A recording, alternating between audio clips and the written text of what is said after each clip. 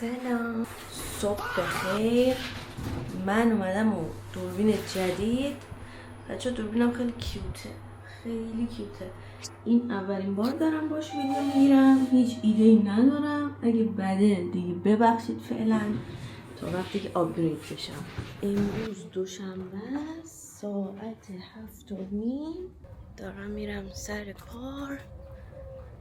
نمیگویم چیست کار. غذامم آماده کردم. امروز روز اول رژیمم هست. رژیم 38 روزه دارم. ببینیم که چی میشه. وزن شروعم 51 و 100 گرم. وزن هدفم بین 48 49 اینا. میگم که بار اولمه دارم ویدیو میگیرم دیگه، کم و کاستی و هر چی که هست ببخشید. حالا یاد میگیرم. خواستم که شروع کنم به هر حال و اینجوری نباشم که کمالگرایی کنم و بذارم بگم نه همه چی باید پرفکت باشه، همه چیشو باید یاد بگیرم بعد شروع کنم. میدونی چی میگم؟ آخه من خیلی اینجوریم. امروز روز ببین بستگی داره. اگه مدیرم بیاد که فکر کنم 1000% میاد، روز چیلی نخواهد بود، یعنی بدو زیاد خواهم داشت، ولی در کل چیلتر از روز قبله. یکم هم اون برا بهتون نشون بدم. این محوطه خونمونو خیلی دوست دارم. بزن بریم.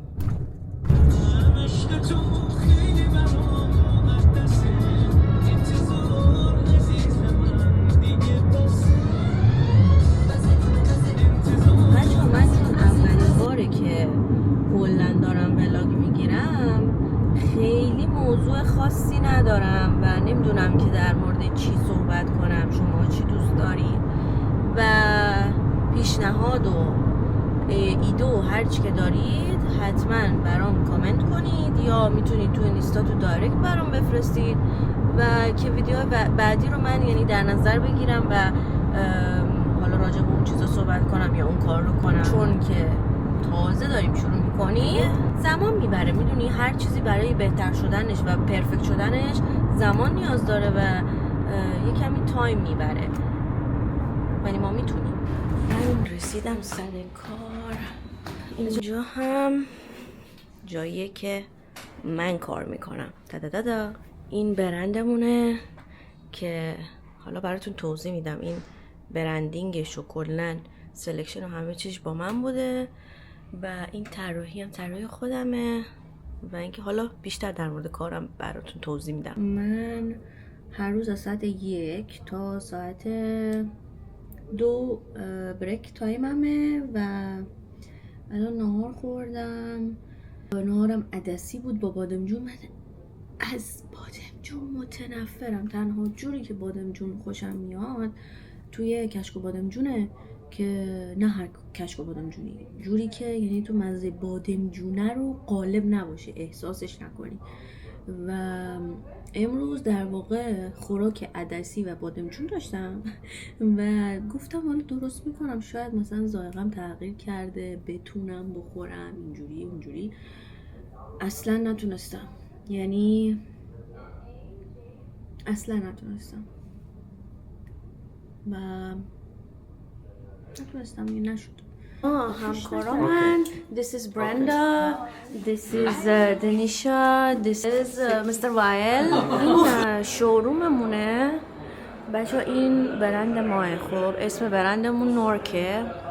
همه اینا رو که میبینید اینا پروداکت های نورک هستش و با افتخار میتونم بهتون بگم که مسئول انتخاب و سلکشن و برندینگ و همه اینا منم. نزدیک نشونتون بدم.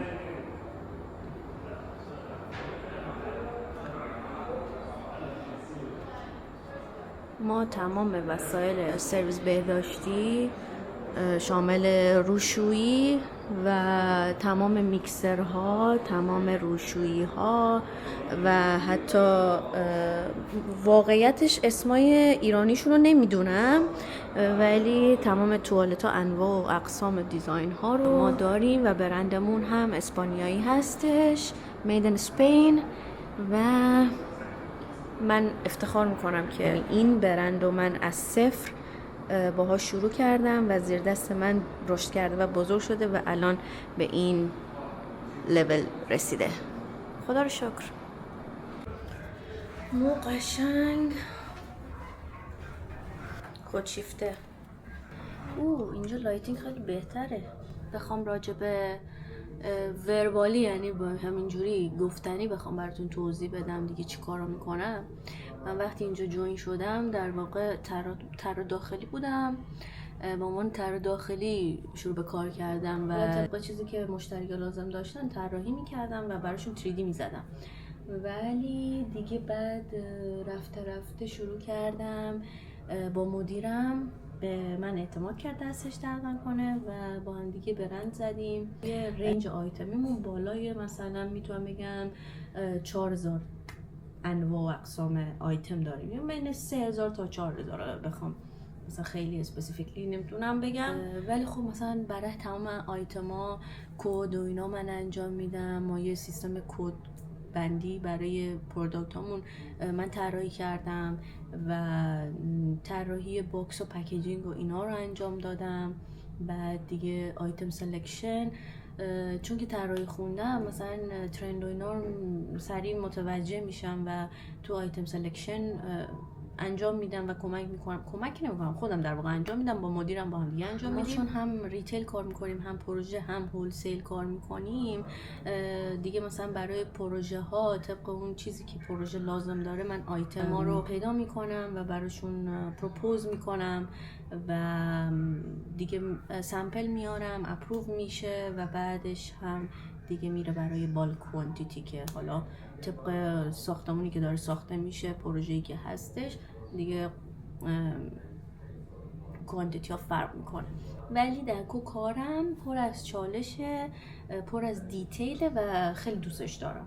بعضی وقتا کلافه میشم خسته میشم و اینجوری هم که مثلا خیلی اوور ریاکت میکنم، ولی در کل بخوام بگم آره خوشحالم و دوستش دارم. روز اول دایت همیشه خیلی سخت. بلک کافی متنفرم، کافی بدون شیر، و متاسفانه تنها کافی که میتونم بخورم اینه.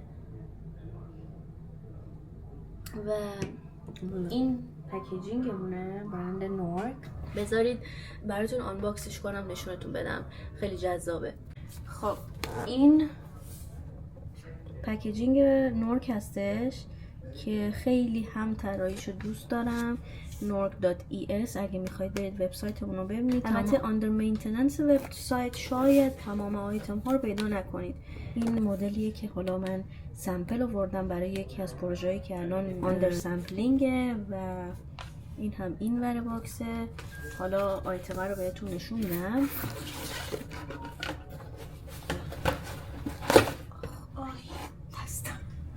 اینهاش ببین چه خوشگله، تماما برس متریالش. ما از برند اروپایی استفاده میکنیم، نیوپرل و کوالیتیش بهترین کوالیتیه و داخل کارتریجی که برای میکسرامون هم استفاده میکنیم همینطور برند اروپایی هستش. سیدال یعنی معتبرترین برند رو ما استفاده میکنیم. فیچرهایی که باعث میشه یک میکسر عالی باشه، یکیش متریال خود میکسره که برس 59، بعد یکیش هم این اریتره که نیوپرله و مکانیزم داخلش کارتریجش هستش و ما از برند سیدال استفاده میکنیم. خلاصه این هم مدلشه.